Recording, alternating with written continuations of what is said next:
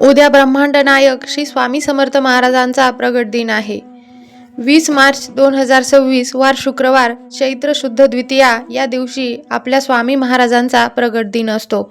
स्वामी महाराज हे स्वयंभू आहे आणि हा दिवस प्रत्येक स्वामी भक्तासाठी खूप पवित्र आणि महत्त्वाचा मानला जातो। असं म्हणतात की या दिवशी स्वामी तत्व जे आहे ते खूप मोठ्या प्रमाणात जागृत झालेलं असतं आणि म्हणून या दिवशी आपण केलेली अगदी छोटीशी सेवा सुद्धा स्वामी महाराजांपर्यंत लवकर पोहोचत असते।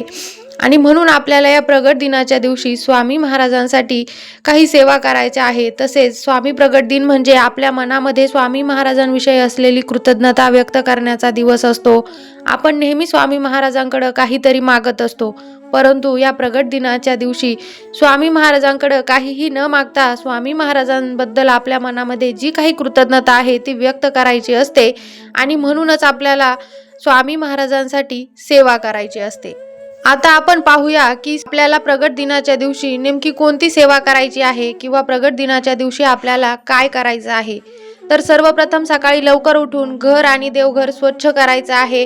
आपल्या अंगणामध्ये रांगोळी काढायची आहे, घराच्या उंबरठ्याला हळदीचं लेपन करायचं आहे आणि आपली देवपूजा झाल्यानंतर देवघराजवळ जागा असेल तर ती स्वच्छ करून घ्यायची आहे आणि तिथे एक पाट किंवा चौरंग ठेवायचा आहे। स्वामी महाराजांची मूर्ती असेल तर मूर्ती त्यावर ठेवायची आहे किंवा फोटो असेल तर फोटो ठेवायचा आहे।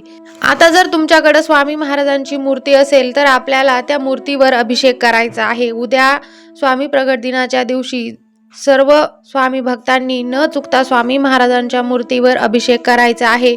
मग तुम्ही पाण्यानं अभिषेक करू शकतात किंवा पंचामृताने देखील अभिषेक करू शकतात। अभिषेक करत असताना आपल्याला श्री स्वामी समर्थ मंत्राचा जप करायचा आहे किंवा तुम्ही अभिषेक करताना पुरुष सुक्तम सुद्धा म्हणू शकतात। यानंतर आपल्याला स्वामी महाराजांची जी मूर्ती आहे ती स्वच्छ कपड्याने पुसून पुन्हा त्या पाटावर किंवा चौरंगावर ठेवायची आहे आणि स्वामी महाराजांना त्यांच्या आवडीचं हिना अत्तर लावायचं आहे।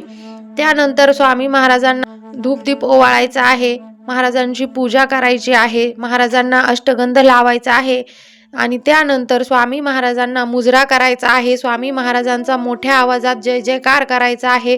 स्वामी प्रगट दिनाच्या दिवशी सर्वांनी न चुकता स्वामी महाराजांचा जय जयकार आपल्या घरामध्ये करायचा आहे आणि यानंतर आपल्याला स्वामी महाराजांची आरती करायची आहे। आणि आता सर्वात महत्त्वाचं म्हणजे स्वामी महाराजांना आपल्याला त्यांच्या आवडीचा नैवेद्य अर्पण करायचा आहे। आता स्वामी महाराजांना कोणता नैवेद्य आवडतो तर बघा, स्वामी प्रगट दिनाच्या दिवशी स्वामी महाराजांना आपल्याला पिवळ्या रंगाची मिठाई अर्पण करायची आहे। मग तुम्ही पिवळ्या रंगाचे पेढे अर्पण करू शकतात किंवा पिवळ्या रंगाचे लाडू अर्पण करू शकतात।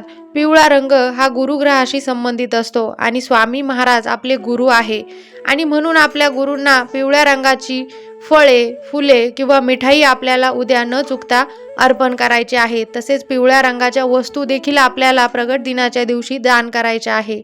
आता सर्वात महत्त्वाचा भाग म्हणजे सेवा आणि नामजप। बघा, ज्यांना प्रगट दिनासाठी मोठी सेवा करता आली नसेल त्यांनी किमान स्वामी चरित्र सारामृताचा एक पाठ उद्या नक्की करायचा आहे। एक पाठ म्हणजे स्वामी चरित्र सारामृत ग्रंथातील 1 ते 21 अध्याय उद्या आपल्याला वाचायचे आहे।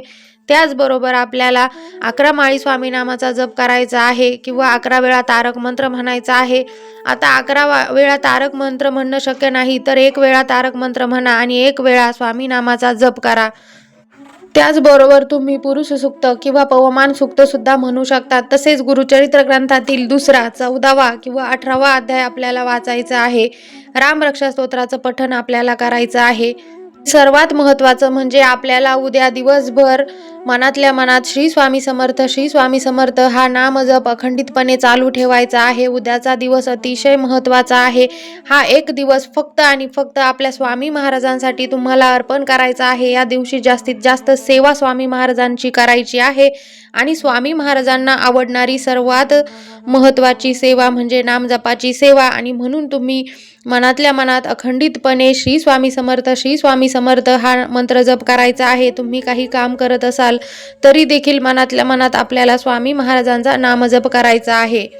आता स्वामी महाराजांना नैवेद्य कशाचा दाखवायचा तर बघा, स्वामी महाराजांना आवडणारे पदार्थ जसं की डाळीचे लाडू, पुरणपोळी, कांद्याची भजी, खडीसाखर किंवा घेवड्याच्या शेंगांची भाजी तुम्ही स्वामी महाराजांना नैवेद्य म्हणून अर्पण करू शकतात। आता हे सर्वच पदार्थ बनवले पाहिजे असं नाही, जे शक्य होईल ते बनवा किंवा नाही शक्य झालं तर घरात जी काही भाजी भाकरी बनणार आहे ती भाजी भाकर तुम्ही नैवेद्य म्हणून अर्पण करू शकतात किंवा दूध साखरेचा सुद्धा नैवेद्य स्वामी महाराजांना अर्पण करू शकतात। महत्त्वाचं असतं त्या तुमच्या भावना आणि श्रद्धा, आणि म्हणून जो काही नैवेद्य तुम्ही स्वामी महाराजांना अर्पण करणार आहे तो मनोभावे आणि श्रद्धेने अर्पण करा। तसंच या दिवशी शक्य असेल तर गाईला आणि कुत्र्याला आपल्याला अन्न द्यायचं आहे किंवा पोळी खाऊ घालायची आहे, गरजू लोकांना मदत करायची आहे किंवा एखाद्या गरीब व्यक्तीला तुम्ही जेवण देऊ शकतात किंवा मंदिरामध्ये तुम्ही दानधर्म करू शकतात, मंदिरामध्ये अन्नदानासाठी पैसे देऊ शकतात। आता ज्यांनी 7, 11 किंवा 21 दिवसांची स्वामी सेवा केली असेल त्यांनी या दिवशी त्या सेवेचं उद्यापन करायचं आहे। आता उद्यापन असं काही सागर संगीत नसतं, अगदी साध्या सोप्या पद्धतीने उद्यापन करायचं आहे। स्वामी महाराजांना तुम्ही नैवेद्य दाखवायचा आहे, कोणताही नैवेद्य स्वामी महाराजांना तुम्ही करू शकतात, पंचपक्वान्नाचा नैवेद्य सुद्धा करू शकतात।